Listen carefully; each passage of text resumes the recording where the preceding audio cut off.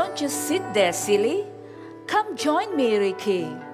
I am a Rothschild sleeper orchid, also known as a Sumazau orchid because of my long, sweeping side petals that look like the outspread arms of a Sumazau dancer.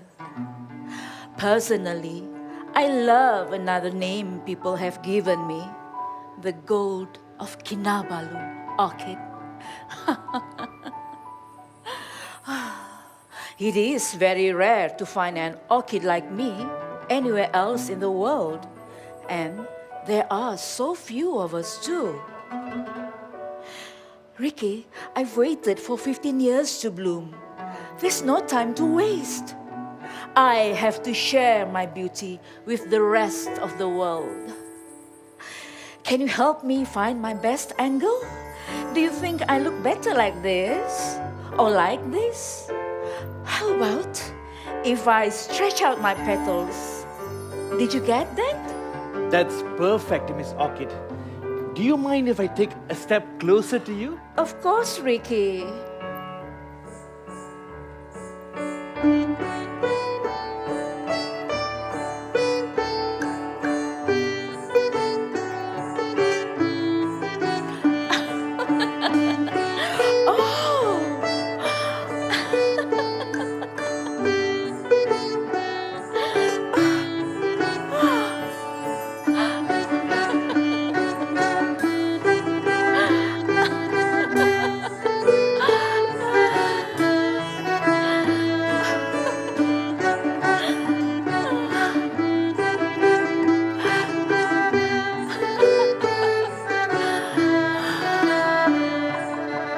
Oh, Miss Orchid, with a background like Mount Kinabalu, what a stunning sight you are.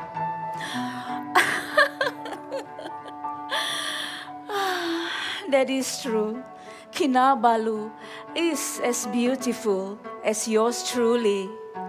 After all, I wouldn't be here without this great mountain, the holiest place for us.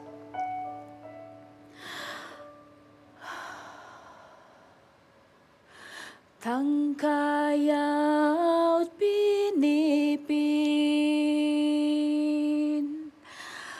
Tundu undu winorun Ilo nabalu Ilo gayo ngaran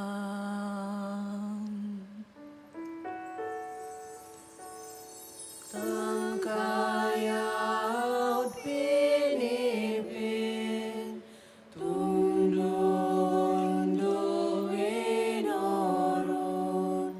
Ilo nabalu Ilo gayo ngaran Tangkayaut pinipin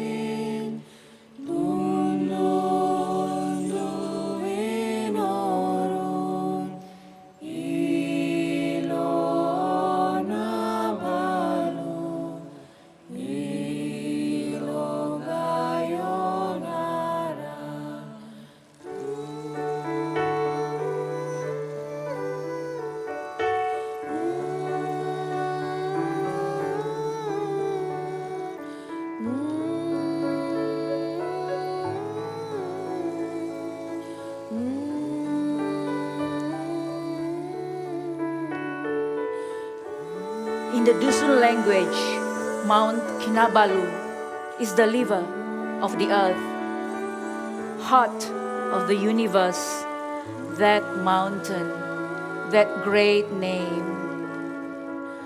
I am young and still learning, but Kinabalu is my ancestor, full of mystical stories. It is the center of our world. The Kadazandusun people here believe in the supreme beings, Kinoingan and Suminundu. Suminundu helped her husband to pick up one of the huge stones that were whizzing around in the vast expanse of space that made up the skies of heaven and dropped it in the center of the earth. They created the ocean, islands and valleys, and humans to live on the land that they designed so beautifully. Oh wow, Miss Orchid. Can you please tell us about the creation of Mount Kinabalu itself?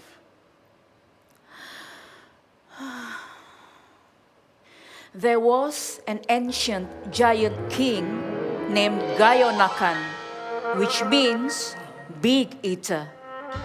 He lived at the foot of Mount Kinabalu and, you guessed it, he had an enormous appetite, which my ancestors struggled to satisfy. This burdened them and they started to complain.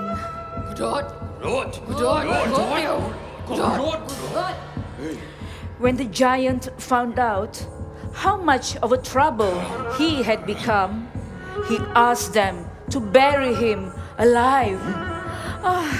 It was difficult work. They worked tirelessly, but to no avail. Finally, the Gayo Nakan grew impatient and he chanted some magical words and buried himself all the way up to his shoulders. Disappointed with their failure, he cursed the land with drought and famine, but would still help his people in times of war. Fearful of the disasters that could come, my ancestors began practicing sacrificial offerings at the pool just below the summit that had become the giant king's grave.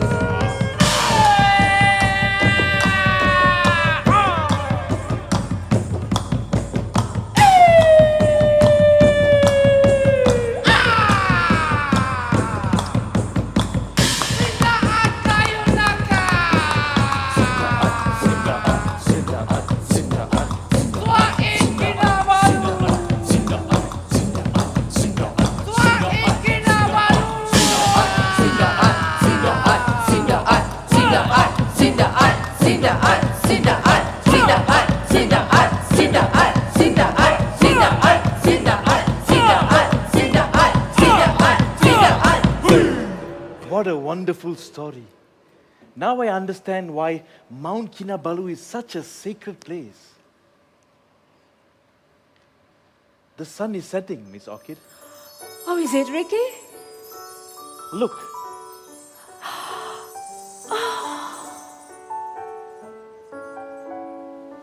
Ricky, this sunset reminds me that while I want the world to value my natural beauty, I'd rather be left to my own devices and be free. I've seen so many of my orchid friends being stolen and sold to the highest bidder. If this continues, there will not be any of us left here on Kinabalu. Oh, Miss Orchid, if people could put rainbows in zoos, they would do it. Friends, will you please help me share Miss Orchid's story and cherish Mount Kinabalu's important heritage?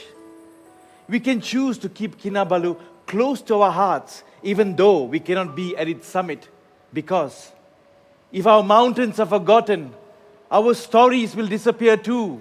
Our stories will disappear too. Our stories will disappear.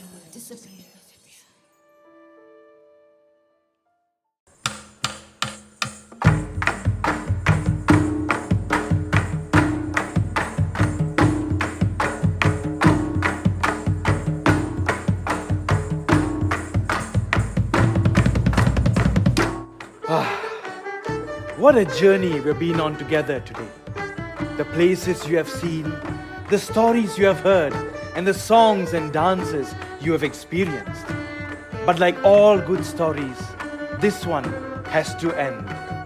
Friends, let's make sure the stories we have in Malaysia will continue to be around for years to come.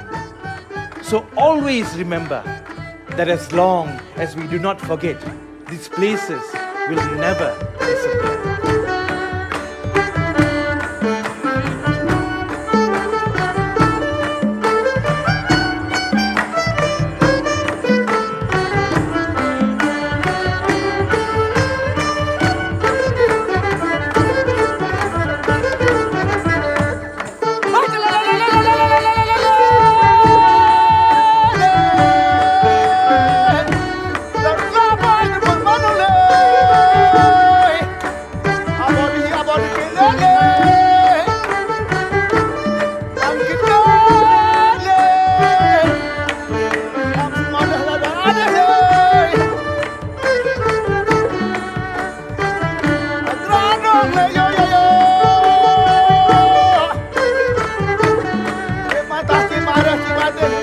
Jangan